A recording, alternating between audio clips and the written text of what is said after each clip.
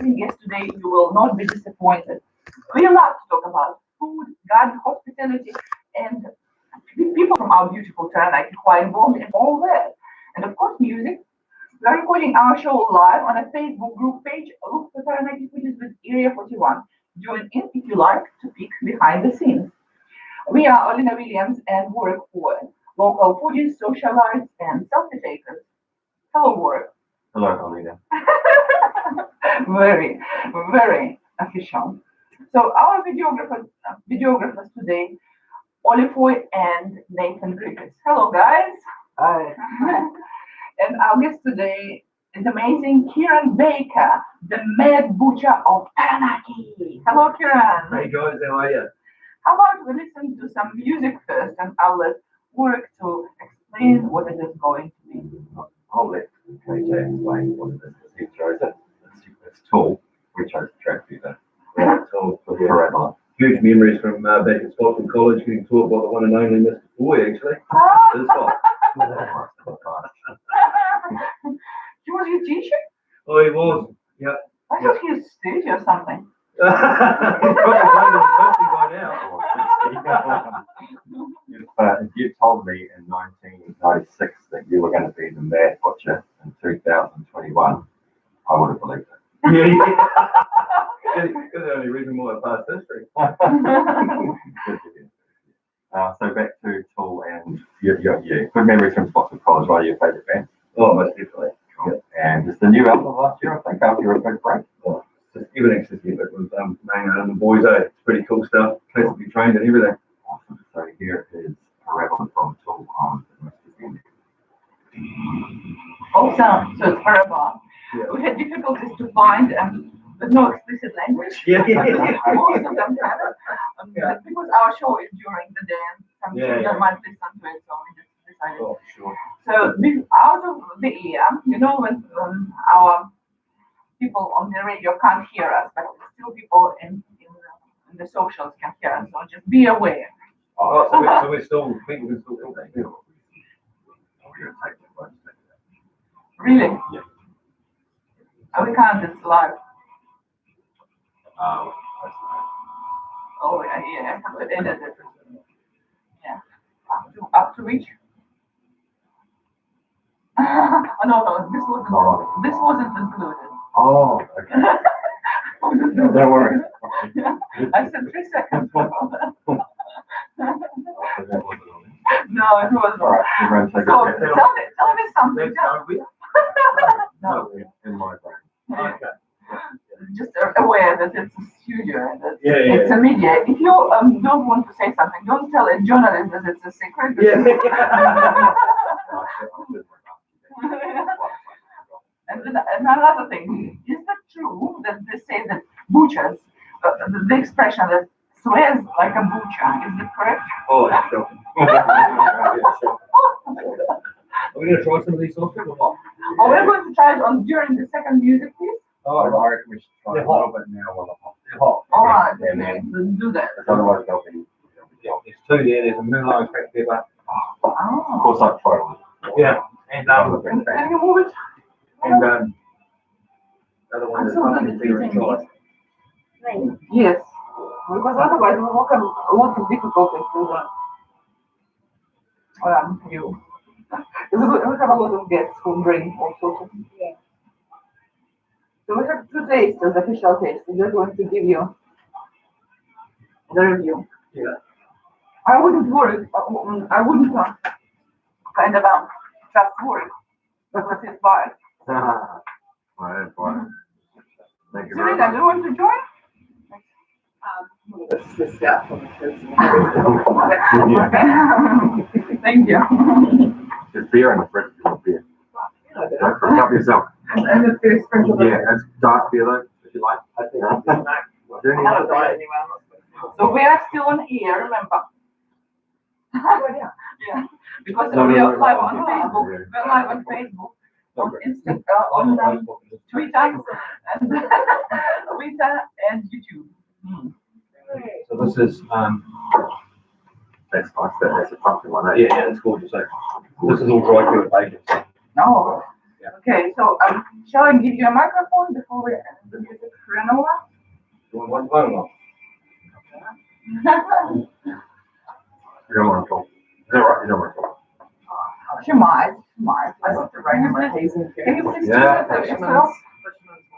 We try something that We just discussed that with Kira. How do I? I can't really reach, and you have to bear the and so it's you. You see, he's a pro. He has been more, 20 minutes more than you, but he's already pro. Come closer, you have to be 25, 30 centimeters. And if for any reason you can't stop talking, because it happens when I'm right in the studio, just show me this and I'll interrupt you. Or if you have something like a project or something to discuss that you really love, show opposite and I'll let you speak until you finish. Yeah. If you're not, you know, you retire, right? That was so pretty. No, under. Yeah, it is. It makes people happy, you know. That's why we dress up for our Yeah, yeah. That's That's why cool. we do scripts. That's cool. It's not for us. It's just for people to feel happy. Because happy guests, happy studio, happy audience, everything is happy. It's double Tropicana. No. Since you. Well, are you going to talk to us about your bed? My what? Bed with work. Some sort of bed. Are you not? Oh, okay.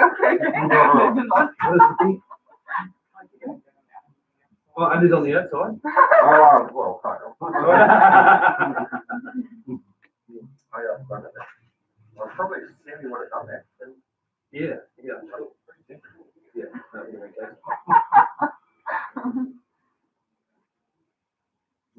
Like a pretty good, eh? You get some delivered? I can't really now. You know, we have enough members of the team with no lipstick, so I suppose them. We're on cake, I say. My lipstick is back face. Oh, that's why you look so gorgeous. Your skin is beautiful. Your hair is very shiny and long. So a lot of people probably look jealous of that. Because essentially no carbs. That's No, that's the gas. Yeah. I lost about 2 seconds, but there was 139 in it. That's huge. Oh, that's all right. Welcome back to Taranaki Foodies with Area 41. We are the tastiest food show on the Most FM. And our guests today, Kieran Baker and Serena Marie, people behind the Mad Butcher of Taranaki. Hello, guys. Hey, how are we all right? Yes.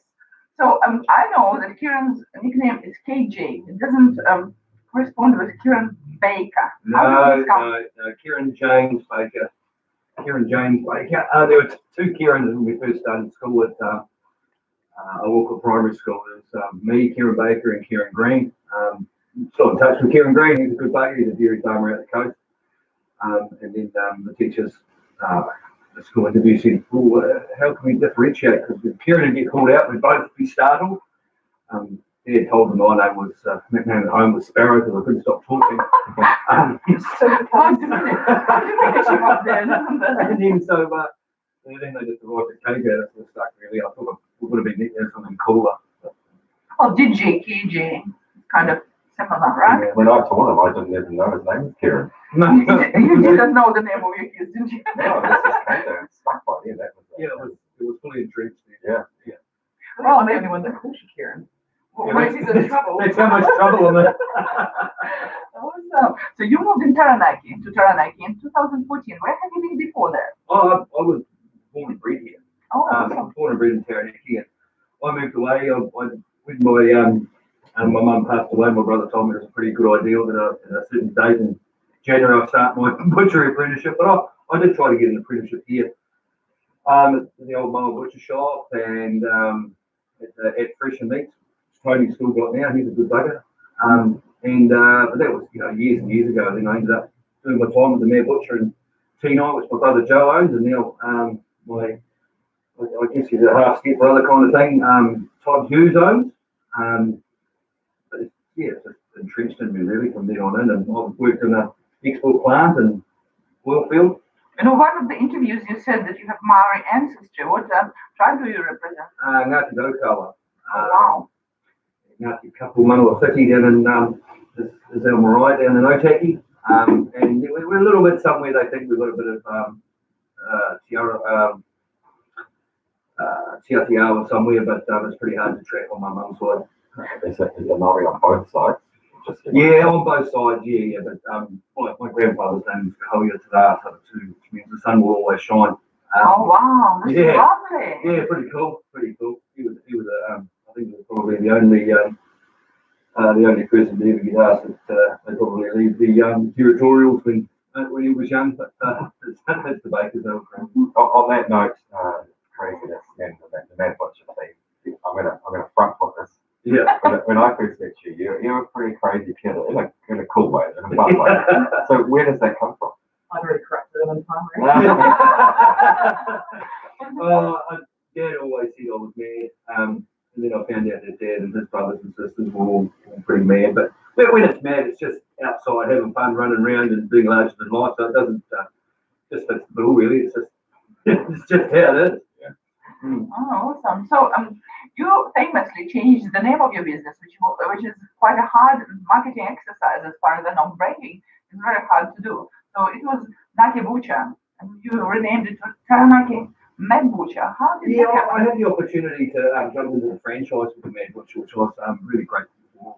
We were grateful for. It was a really good opportunity. So I ran the Naki Butcher for years, a little butcher shop out in Waitara. And then just the way things go with the oil field sort of collapsed a lot and dairy farming, so that sort of affected my little shop quite a lot. So then I went straight to just doing home kill processing. And then from there I moved to Glen Stewart's old premises out on Hydro Road, and did more and more home kill. And then the boys of the Mad Butcher come to see me a couple of times, and we had a few chin wags, and I actually drove up to Auckland and met with Michael Morton, with some flash clothes on, and ended up in Parnell. So it's good. I think it's been a really neat transition back to sort of where I started from, essentially, in the Mad Butcher, where I did my apprenticeship many moons ago. That was in the days of the famous Mad Butcher. Yeah. Peter Lee, Sir Peter Lee. Yeah, no, he's an awesome man. I've met him quite a few times, and actually rang me a couple of weeks ago, which was awesome. We had a bit of a yarn with him, but he's amazing what he did, and the amount of people he helped along the way. And he helped my brother get into his first store.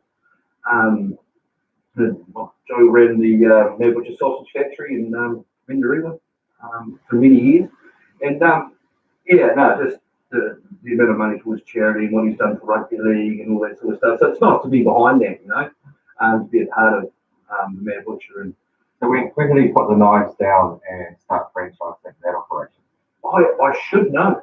I should know, but I couldn't actually tell you. But he surrounded himself with really good team of people, and 1971 was when it sort of kicked off, really. A little bit of a history, isn't it? They say that now they have 23 Mad Butcher shops around New Zealand, which is quite a lot. Yeah, there's all the way down to Dunedin and Christchurch, and my brother's got one in Lower Hutt, and there's one in Upper Hutt, and Porirua. I've worked in Porirua and Upper Hutt, and Wanganui, and Hamilton, and Auckland, and it's awesome. So your famous sausages, which we'll talk about soon. Yeah. Obviously, they are sold in your shop, but does every butcher in their franchise have their own product, their own theme, their own style? Yeah. Look, for years, it's pretty hard to get a recipe out of an old butcher. I've got a couple of old Bibles that some blokes have given me, so we've had a bit of a play around, and we've come up with some pretty cool flavours. But you start off with basic ingredients, and the best thing to make a sausage is to start off with good meat to start with. And I use stuff that a lot of people aren't using now. This new stuff called meat. We put that in our sauce. It's following the ingredients and following the recipe. Are you prepared to state the percentage? Yeah. 75% meat at least. Which, up to 80%. Which across the market would be certainly in the upper end. Yeah. We don't use the GDP or the DMM and stuff like that. It's meat, fat, and ingredients. That's awesome, because when my son had this fascination with this little Cheerios, which was I don't know what it is, probably toilet paper. Don't take me to a kid's birthday party on Cheerios. So I told him, okay, you can choose whatever you want in your sausages as long as it's more than 80% of meat. And suddenly he realized that certain things are not, he doesn't understand what it is made of, and we kind of stopped buying it. But when there is a kids' party, there is an inevitable bowl of that. So You got to I have it. don't know. And saveloys. I love all that. If you can find a really good saveloy that's made in a butcher shop, they're pretty hard to beat. Do you make your own stuff? I do make my own Yeah, and saveloys. they're lovely, and I'm so fussy. I'm the pickiest eater either, but I won't eat anything from the packet. I'll rather have ours for sure. And it goes back to the traditions of European settlers, because Germany, Austrians, Germans, Austrians, Swiss have a really nice white sausages with a lot of venison and things like that. Yeah. But they're soft, the same as the saveloys, it's just different processing techniques. Yeah, different processing techniques, different ingredients and grinding and emulsification. Yeah. That changes your textures. You're tuning it from basically one thing to another. Mm-hmm. Yeah. And back in the old days, there weren't fridges, so you had to find out ways to cure and hold on to your meat product. You know, we all know it's spoiled, so you just got to have the right stuff. So you had the curing classes at the Picana farm. Sausage class. Yeah. Yeah. Maria Limpigiere was our guest. Yeah, So she's absolutely lovely. she's wonderful. She brings such a sunny energy into us, and it's amazing. So how was it for you, the class? Oh, I really enjoyed it. Yeah, I love talking. I'm not too bad at it. You need to come. So we had a couple of good days here, and just keeping it back to basics, really. What amazes me is that you, as a butcher, you kind of give away your secrets. Yeah, well, I don't personally don't think that there should be secrets. You know, how are these? I'm probably, my age group for the old school butchers that can bone beef and chicken and make sausages and cure and smoke and the way the trade's going and has gone just due to the way people shop and everything. It's changed a lot of that. So I'll tell anyone anything I can help. There's always the odd thing that they might leave out. I think we will say chefs. I won't give you every ingredient in their hot cheese cake. Some things you have to find out for yourself. But there's a bloke over on the East Coast that he got in touch with me through a friend that he wanted to start up a bit of a home fuel business and no one would help him. So I've troubleshot with him over the phone and he's come over to visit and whatnot, and he actually invited me and my son to go over to Victoria to go hunting. So just by doing that, I've met a new friend, and it's That's just awesome. I like this transparency. Because 21st century is all about collaboration, partnerships. Yeah. Things like that doesn't happen. Talking about partnerships, Serena Marie seems like a cool person. She's not too bad. So she has experience in working in such red places like Mission State Winery in Hawke's Bay, Southern Road, and Decanter. Tell us about your experience in hospitality. Oh, which slide of it? Start from Mission State. I'll eat some bacon. I'm a patisserie chef over at Mission State, and it was just phenomenal. The hours were a bit rough, but the experience was really, really cool. The food was phenomenal. And I moved back to New Plymouth and I went to be a head chef at Canberra, so that was a whole nother kilo of fish. But my time there was fun, and actually I got quite upset when I left there. And then I went to Tartan Rose and we found out we were pregnant with our daughter. So maternity leave hit just as everyone was going into lockdown and COVID was upon us. And I didn't feel as special, like the time off work, because everyone else was on holiday too. Is your daughter a lockdown thing? No, well, just after. We had her on the Friday and they lifted it on Saturday. So I'm a marketing person and I love a good marketing campaign. So the Mission Estate Winery is one of the best marketing campaigns in wine in New Zealand. Is this reflects the whole standard of the company? Yeah, I'd say so. I still see to this day a lot of promotion for the Mission Estate, which is great. So they have such a large, they cover all over New Zealand because they sell the wine everywhere, every supermarket, every bottle store, which is great. And they host a lot of the music side of stuff over in Hawke's Bay as well. So I remember when I was there, they had Dave Dobbin, they had, I don't know, Tiki Tane, somebody else at the time. It was just amazing. Like the weddings. Yeah, and the weddings were massive. The staff dues were humongous. So yeah, it's definitely one of my favourite experiences being a chef. So Red Butcher has ongoing specials, promotions, discounts all the time. How does it go with the ethos and beliefs and values of your company? I'm still leave that side of it to Kieran. I do a bit of the Facebook posts and stuff like that, but Pretty much all the Mad Butcher stuff Yeah. is all digital, it's all on Facebook and whatnot. That's through the guys at head office, the team at head office, they're figuring it out, and talking to the right people, and that's what works for us. Oh, okay.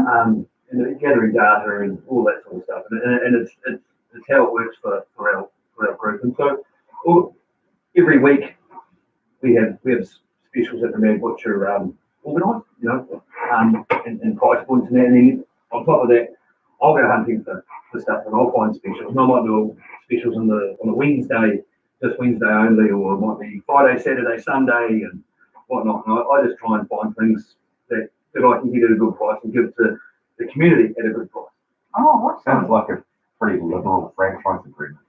Well, they're all, yeah, and they're good people. Another Robbie question. So I would imagine that the meat that comes into you is processed to a point already. No, not processed. Okay, so you're getting in whole beasts in? We can get whole carcass in. Right. But when you're talking processed food is something that's had some added to it.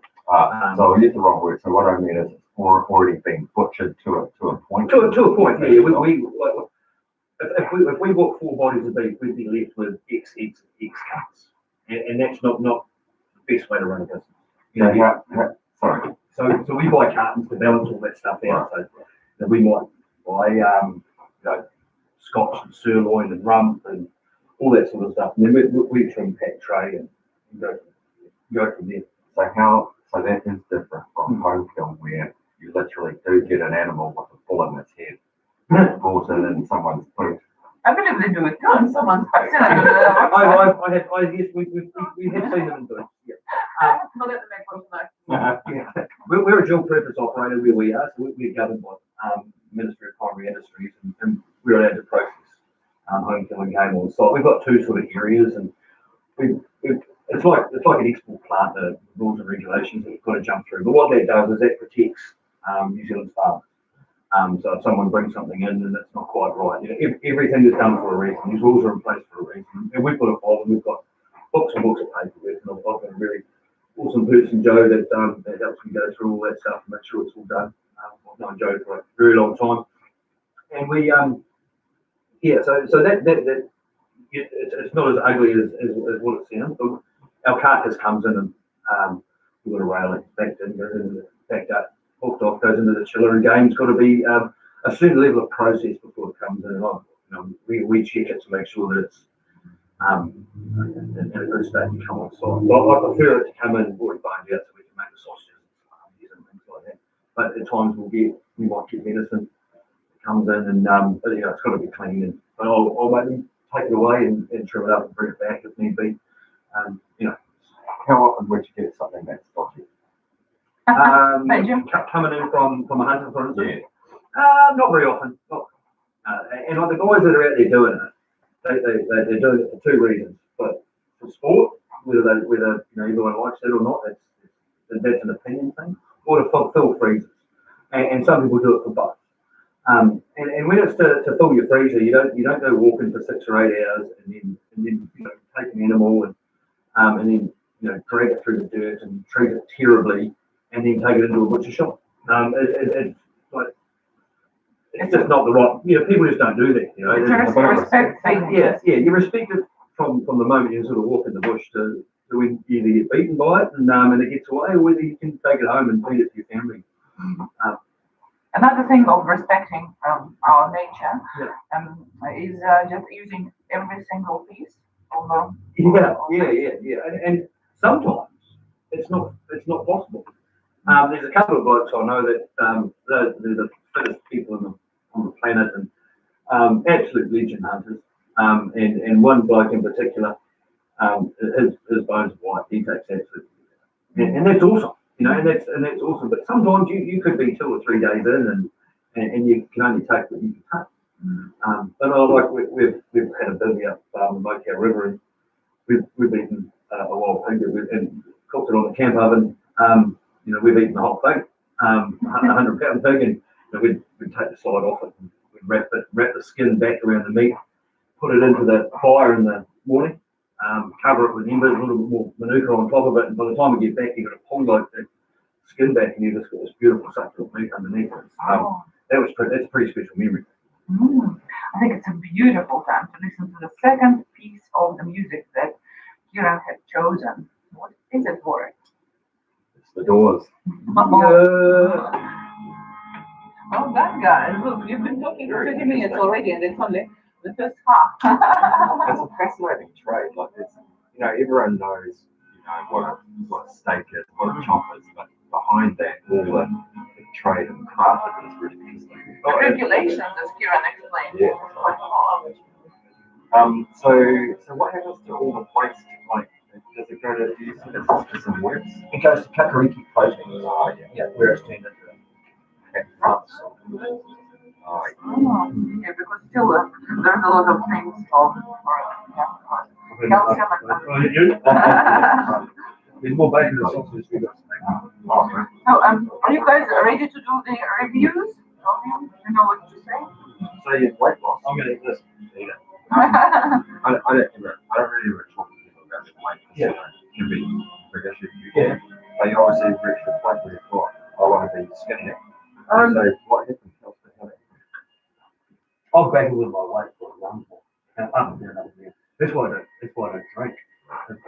Imagine if I had a beer and went up to work, I would have been massive. But my biggest downfall is burgers, eh? Oh, really? Oh, I just love good burgers. Yeah. Hey, internet, look at this person in the studio. Is it Amber? Million. Yeah, so I just got to, it's just hard work. Yeah. And so I was just like, no, don't do something. Good on you. Mm. So you've lost 40 kilos? 20. Oh, you said a second. See, that's a lot of weight. Yeah. Over what time? It's January. January? Wow, that's. But work's hard. It's hard work. You go to the gym? No. But But we've got 20 kilo, 30 kilo cartons of big bodies of beef to throw around and stuff like that. So you do a lot. do you have regulations about lifting and stuff? Not when you're overseas. Not when you're overseas. No. Yeah. You got to get it done, mate. Yeah, he's got to get it done. Yeah. We got an awesome team here, so like, yeah, we're pretty lucky.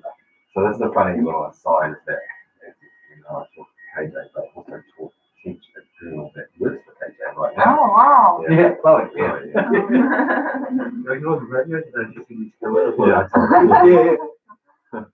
She's nice. Oh, yeah, she's. There's a Sportswood College reunion or something like that happening. So now I think so. I think I've seen a couple of things pop up. Yeah. I think it's the wrong era for us. I think they do, We yeah. can't see it before our time. Hmm. Don't they do it when you're like 50? Yeah, they did one a couple of years ago for our era, I think. Yeah. Did you go?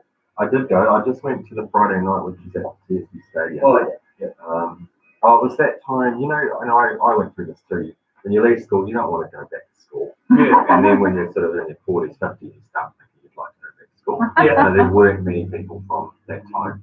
There were a lot of teachers though. Oh, Yeah. And Mr. Wilcox died, did you know that? Did he? Yeah. You knew Yeah. Mr. Wilcox? Well, I worked with his daughter, Abby. So I sort of lost touch with Harry, but saw him every now and then. He was awesome. Yeah, great guy. Yeah. She told me he was unwell. He had a sort of he was given 5 years and lasted 7. Yeah, he was, that sounds about right. Yeah. He was awesome. He was a nice guy. Yeah. Hey, an interesting thing at his funeral was fascinating. I'll get this all wrong now, but he came from Canada, but his family had come from Russia to Canada. They're part of a very small sect, if you like, with some quite strict beliefs around lots of different things. So his upbringing was pretty harsh, pretty strict. And that's why he was, well, I believe, that's why he was kind of relaxed and just liked to be happy because he came from that background. I can't remember the name of it all. I couldn't come to his funeral because he's just my friend and he's husband was my friend. And Miller. I just couldn't.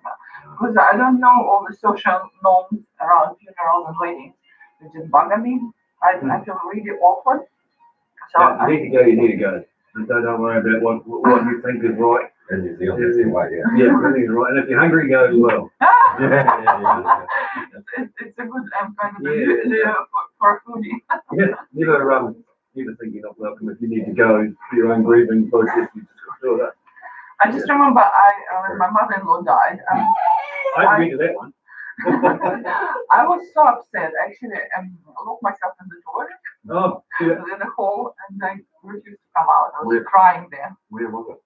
It was at Abraham's, and there is like a place where people kind of say speeches and things like that. But there is also like a little room where they have snacks and things like that. So I was next to this room having my little moment. Well, everyone experiences grief in different ways. Really? Our daughter's just been up to Auckland to go to uni, and we took her up there. The night we brought her back, I was pretty low. But I bounced back really fast because I've been through it with my son, and I knew that I'd be okay. But yeah, it was quite a tough day off. I took her up. But it's all right. She'll return back. It's only Auckland. It's only Auckland. Yeah. Yeah, well, hey, that's the problem too, isn't Like you said, it? to space or to the black hole or something. It's just a whole thing. Oh, right. It's just like you walk past the room, and the things that they normally do that annoy you are not there anymore. Yeah. You miss that. I don't want to think about it because I have only one son. I'm not a fan of it. I like it much. I love it. Having three's great. Three is good because because the first two kind of Yeah. and then you can enjoy the third one. Remember that you're still on air and your children might listen. I know. There's a reason. How long out of teachers college were you when we got you? Oh, so I finished Teachers College in '92. Yeah. And I taught for a year in Christchurch. Then I went overseas for 2 years. And then, You got you. so that was my first proper job. Yeah. Still an experience. That's why he didn't remember your name. Everyone ready? Yep. Welcome back to Taranaki Foodies with Area 41 with Alina Williams, Warwick Hoy, and our guests, Kieran Baker and Serena Marie, people behind the Mad Butcher of Taranaki. So while we were listening to this music by Doors, we've been trying some food, and we have our two professional tasters, Ollie Foy and Nathan Drake, who are ready to give us a review on air. How about we'll start with Ollie? So I don't actually have too much of the bacon, but it was I would have more I have more, but it was really good. Just like bacon, obviously, nice and succulent, and the sausages were so good as well. Like some of the best I've ever had. Did you detect the flavours in there, the pumpkin and the Not really. Merlot? What about the bacon? Did you reckon it was smoky, or do you think it was sweet? Or I don't know. I can't really remember. It was kind of more sweet flavor. Yeah. Yeah. You want to do it? Oh, thank you. And next one is Nathan Brittis. Nathan Brittis is the social media manager. He leads the group of food reviewers. It's a mild fatty bacon. Would you agree with me? Yeah. It's a streaky bacon. It comes from the belly, so yeah, it is. There is certainly a bit of fat in the belly. I can taste that. And I would describe the sausage as a buttery, spicy sausage. Buttery. Yeah. Buttery, it means Creamy, actually. I would change that to creamy, spicy. So that would have been the pumpkin feta and chives one, I think. It may have been. Yeah, It tasted so much like butter. I thought maybe the oil was. It tasted so much like butter to me. I thought maybe I was tasting the oil, but it was the creaminess that butter gives that I could taste, and that may well have been feta or the pumpkin. Yeah, because pumpkin, when pumpkin, when you eat mashed pumpkin, it tastes like a bit of buttery, like It sure does. yeah, puree. Not pretty happy with those reviews. Like yeah, with that, no one can use that. Yeah, very good. Because sometimes you do something and you really need a third opinion or second opinion, Oh yeah. and people who are able to put it in different words to what you were thinking, like in technical terms, they're so valuable. So yeah.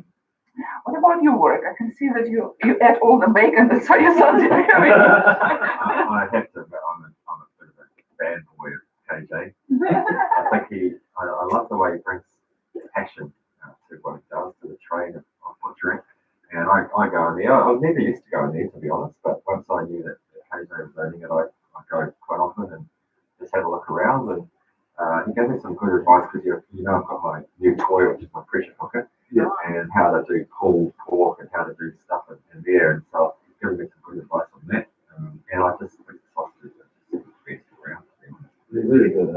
And there's nothing like a good sausage. I reckon. I'm driving around the countryside. I'll stop at butcher shops and grab a sausage or beef stick off. Especially the little boutique ones. Yeah, the older the butcher, the better, I reckon. Is it the ultimate test of a butcher, or is there some other product? I think good mince, good sausages, and a good attitude. Yeah, a happy butcher. I like that. I like that. Yeah, jovial. Yeah, I think if you walk into a butcher shop and it's a happy place to be, and you can joke around and have a bit of fun, and you can go and get some good mince, and a good banger. Job's good, really. Tell us about your curing technique, because again in Europe there's a long curing, dry curing, and how do you cure your meats and bacon? Well, we've got two types of bacon that we do, and corned beef and pickled pork, and we've got a brine and a brine pump. It's basically a needle, it's got holes in it, and it's a pump. You push it in and you pump it, and that brine's it's just a pretty generic one. We jazz it up a little bit with a few of our own things. So you pump it, to 30% of the green weight, I think it is. Green weight being the weight before it was pumped, and then you soak it. The way brines are these days, it's not gunpowder anymore. Like it used to be, basically gunpowder, potassium nitrate and saltpeter, it's called. But it's a lot more. It's different. So within 24 hours of soaking it, it's been pumped right. It's good to go. Start. But we leave our bacon in the brine for 3, 4, 5 days, and then I smoke it. I put an artesian type smoker, really, racks on it, and use Manuka wood, not chips, not gas fired. It's about as old school as it gets, really, a little bit like Warwick. And then then it's chilled and sliced and vacuum packed, and we also do a dry cured bacon, which is very small amounts of cure, Which is what that was. That was a dry cure, yeah. And that's you get your bacon, you weigh it, you work out your seasoning, you throw that in the bag. I throw a bit of Manuka honey in there, not too much, because it's expensive. And then it's vacuum packed for a little over 10 days, and then smoke cool. There's bacon has some bad press, actually sausages also, but bacon for the carcinogenic reasons. Yeah. Do you consider that in what you pump into it? Pretty much you open Facebook or any platform on social media, there is something telling you that there is something casted you. This microphone, for instance, next week might be something that's going to do it. No, it keeps us young. It's all So all the way. I think some of everything's in moderation. Yeah. Like the brines and things like that, it's not saltpeter and it's not loaded with stuff. Look, if we make a 70 litre of brine, 70 litres of water, it's got 2.1 kilos or something of the brine cure, plus salt. But if you look at it in parts per million, it's actually not that bad. If you look at it over a volume, you don't want to be eating 500 feeds of 10 kilos of corn silverside a week. No. You just got to be realistic that everything causes cancer. That's pretty much what media says. There's a new thing every day. And meat's got a really bad press about this sort of stuff. But my understanding and my readings, humans have been omnivores forever. Like that's as Neanderthals. That's what my doctors said. You eat around the outside of the supermarket. That's not your pre-packaged stuff. You want grandparents say. Yeah, eat around the outside. Eat your breads, eat your grains, the milk, ice cream on the outside. I think we'll probably need to take that one out. Your meat, everything fresh, everything, in moderation. And I think that's where we need to be. How do you cure your salami? It's got nitrate. Nitrate. Can't remember. Do you dry cure it? Or No. So basically, the salamis that I make are a cooked sausage. Okay. They're not a fermented salami, like a lot of the European ones. I have made them before. But Takes a while. Yeah, it does. It can do, but on a commercial scale, I used to do it. It's you've got to have green rooms, and there's a lot of to sell to the public. You've got to tick a lot of boxes, and you've got to be really safe. So the cooked sausage is which is most of the salamis are that you get in this. So it's cooked, and I cook in my smokehouse. So how come I can hang it and it doesn't get flies on it and it doesn't rot? Not right. You can also put a it's got cloth preservatives in it. covered with vinegar and extract some things. This is how they do it in Russia at home. You just put a cloth with the vinegar. That's really handy during summer, so put those hanging outside. Give it a slice. Usually living on. My last question. So that's why it's got preservatives in it, and it's been smoked. And smoking is a way of curing, a way of preserving and curing. And when you've got the smoke penetration around the outside, plus you've got a casing through the fibrous casing, and you've got your nitrites in the product. It's been cooked. I don't know, it's almost ages.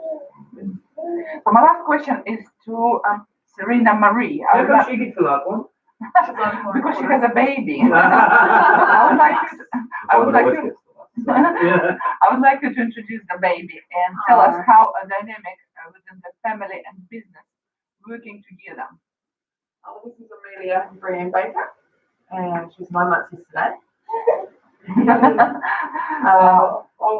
After maternity leave, I did start taking her with me, but it was just a bit too cold, so she was going to my sister's and she comes in a little bit. It was mainly just to do the shopping and help them out, but how does it work to have a little baby working together, living together, not killing each other?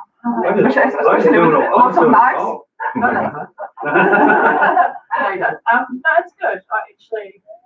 Kieran's away if he's not at home, he's at work or he's out hunting or fishing or something like that. So it's actually quite nice to be working. He's out a lot, right?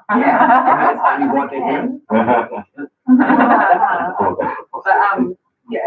It's a way that we get to spend time together as well. I'm really wanting to go back out and do shipping again, but for now, while our circle is the way it is, then I'll stay working in the butcher. And I love it. Trade was always my thing, so I worked at Trick or Treat for 15 years. So customers and helping people. Shout out, Shirley. So that was my thing. And I like getting back to being with people rather than being out back sweating my butt off in the kitchen and not actually having that face to face with people. So shout out to Chloe as well, who works Thanks, Chloe. And they're amazing stuff in their butcher. Yeah, they're all How many staff have you got there? 12, I think, all told. I think there's between 9 and 12. Yeah, they're all awesome. They do a great job, and they've had huge changes. When I come in and made a lot of changes, and they all took it in their stride, and we just got it up. And some of the young fellas have just gone. Really. Oh, this is awesome! And you guys were so interesting and fascinating. Normally our show lasts for 30 minutes, and now we've been talking for more than 45. Oh, and Kieran's been talking for about.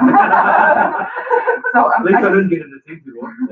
I just wanted to say a few words from our sponsor, Area 41 on Broome Street. You may you're inspired by ethnic cuisines and current trends is already there. Check their mains and new dessert, the Cheerios ruby chocolate, the fourth type of a chocolate, naturally pink and slightly acidic. Don't look any further if you're looking for an event and get together or company will do. And thank you for listening for Taranaki Foodies with Area 41. Now we are going to take some selfies and post them on Instagram and Facebook. Tune in to 100.4 FM every Saturday at 4 p.m. Remember, there is a live recording of this interview online on Taranaki Foodies with Area 41 group page on Facebook, on YouTube, and on Twitter. Meet you next Saturday at 4 p.m. on Airwaves. Bye-bye, my gourmetarians. Bye-bye, everyone. Bye-bye. Awesome.